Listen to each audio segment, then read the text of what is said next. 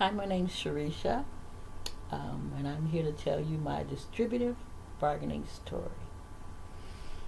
Um, Distributive bargaining is being described as a win-lose situation, and in this situation, I knew I would be a loser, and I would just try to do the best I can uh, to get a good price. What happened was I sold my car. It was an old car. It was an '02, but my husband is a trained mechanic. He's not licensed. He didn't want to be a mechanic. He's a trained mechanic, so he always worked on my car. So about 2.5, 3 years ago, he put a new engine in it. So that was a good selling point for the car. It has a new engine in it. And but the downside of it was the reason why I was selling is because the transmission went out, and I didn't want to bother with that. I'm like, well, let's just get another car instead of keep putting money, as they say, throwing money after bad, good money after bad. I didn't want to do that.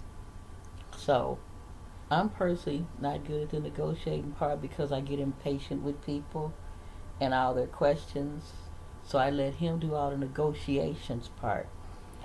He did he set the price for it, and he also had a settlement price, between what he was asking, the asking price, and what he thought he would get. And of course, later on, I'll tell you we got less than that. But how I became involved in the situation was that he works construction, so he went out of town on a job. So he calls me and tells me one guy wants to come and get the car. I said, okay, because I don't want to deal with him. I don't want to do the dealing. So he came, the guy did, and um, he showed up and he says, I told him, I said, here's the paperwork. Give me the money. And he says, well, just show me the paperwork you want me to sign. Oh, okay. So I had the title. What else did I have? I had like 4 pieces of paper. One of them was a receipt, as-is receipt, the title. From the DMV in Texas, you have to do a. I don't own the car. I forget the name of the paper, the exact name of the paper. It's a paper that says I don't own this car anymore, and the seller has to send it in. So, but he also had to fill out his part of that paper for me to send it in. So I gave him the paperwork, and he says, "Well, first, I want to drive it." Well, the transmission's not working right. So at this point, of course, I'm getting a little apprehensive and a little less trustworthy because the guy's kind of giving me a hard time. All he's supposed to do is come and sign the paperwork, give me the money, and go. Well, before we do all that, I want to drive it. I said, well, the transmission is not working properly. Well, I was told it drives forward. I said, but it doesn't go backwards. So, well, he brought his friend. We can push it out. I said, well, I'm not comfortable with that because if something happens and the transmission totally goes out while you're on the street, I'm responsible for getting it back because it's still my car. Well, I'm just gonna.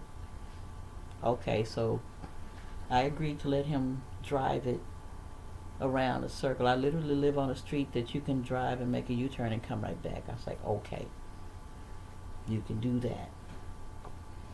So the whole time, he's looking the car over and looking the car over. I said, didn't you see pictures of the car?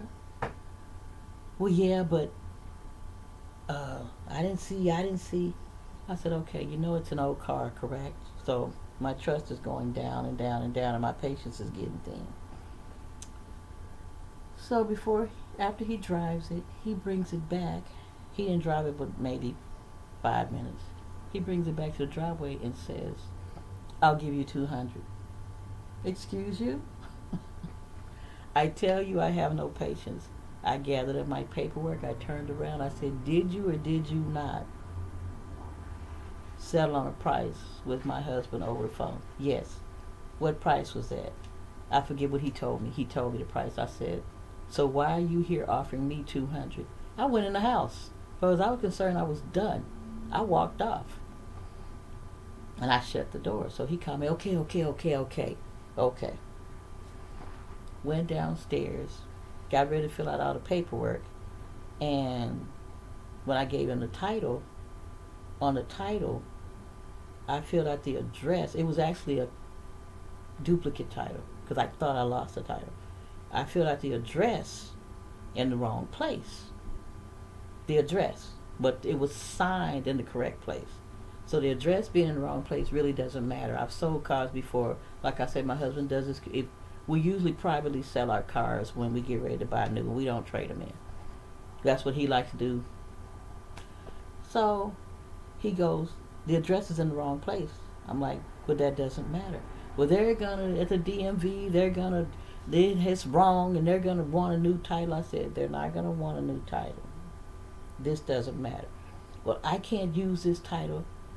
I want you to meet me at the DMV. I said, woosah. Okay, I'll do that. Because there's one right here by my house. Very close, like driving 5 minutes. I said, I'll meet you up there in the morning. But we have to be up there early. Okay. They open at 8. Let's be there at 8. Well, I have to come from... Okay. Let's be there at 8. So to me, he's being unreasonable. Because, like I said, the title being filled out in that address part was no big deal. I'd done this before also. I said, okay, fine. I'll be there, and if something goes wrong, we'll fix it. Well, I'm going to want you to pay for a new title. I'm not paying for a new title. There's nothing wrong with this one. We'll find out when we get there that there's nothing. Yeah, I'm looking at him like this too. So, he decided he wanted me to meet him up there. I agreed to meet him up there at 8 o'clock. So I'm thinking that's it. So I called my husband and probably angrily gives him the spiel of what happened. And I told you I don't like dealing with these people. So the guy texts me later, and he tells me to meet him in Carrollton, and which is where we have a bunch of hub DMVs, and then we have the big DMV. The big DMV is in Carrollton. Now the closest one to my house is a 5-minute drive. Carrollton is a 30-minute drive one way. And I will be driving out there for nothing.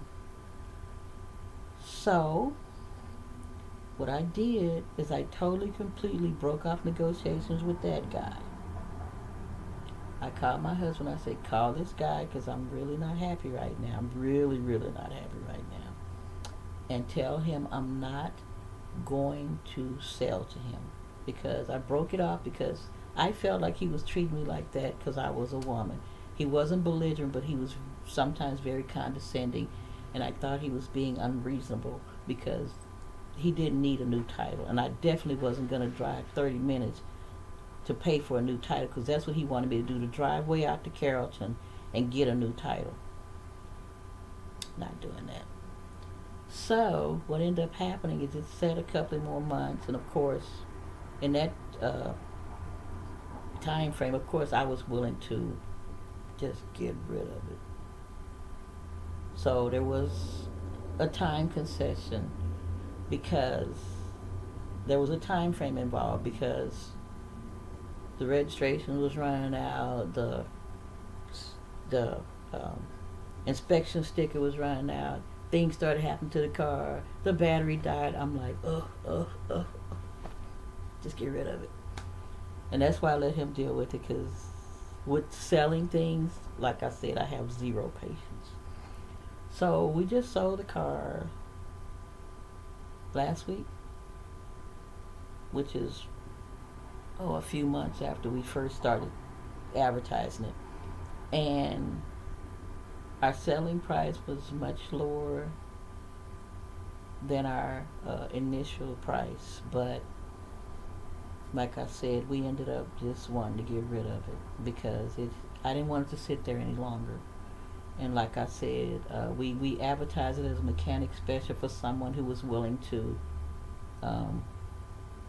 put a transmission in it or whatever for themselves, and it was a good engine. But like I said, I didn't want it to sit there any longer, because by the time we sold it, It wasn't a whole month that went by, but the inspection and the registration had already gone out on it.